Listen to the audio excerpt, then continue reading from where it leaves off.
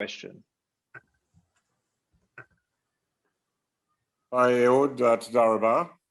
Ehud, you're a journalism expert, and we saw papers like the New York Times absolutely vicious towards Israel during this conflict. And in fact, I would say, you might agree or not, fueling anti-Semitism.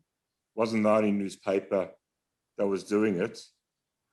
My question is, Israel has in the past had a media strategy. It seemed to have no media strategy during this conflict. Biden might be the last pro-Israel democratic president. Does Israel not see the importance in investing in a media strategy? It did once or twice before. It seems to be absolutely absent at the moment. Yes, Israel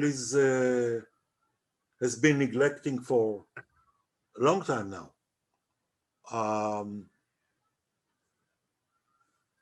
Explaining its case to the world.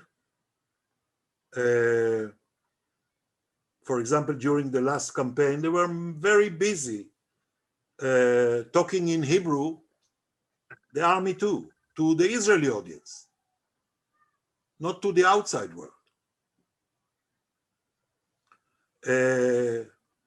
This neglect has been going on for many years. I don't want to repeat what I told you before that I think about the foreign ministry. And in the meantime, you have, Alex, you mentioned the New York Times. The New York Times has adopted a new editorial policy.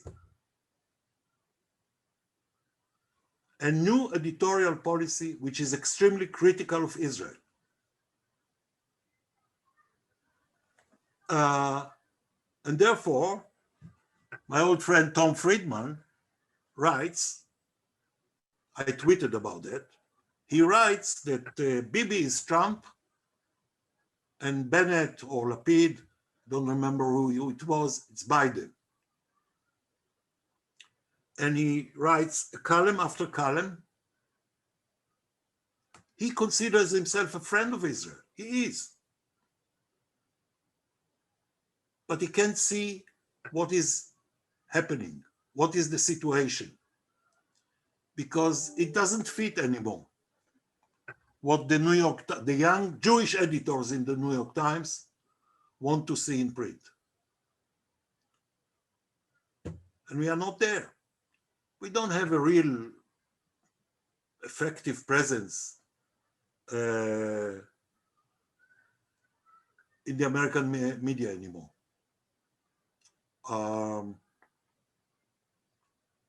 You have to read Wall Street Journal. That's what I do. But this is, of course, a major task for the new or the next Israeli government, how to rebuild, to restructure the way you explain your difficulties, your case, your hard choices to the world.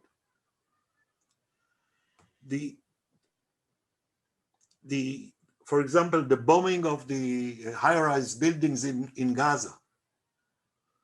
There was no attempt to seriously show what was going on in these buildings. And they have it all.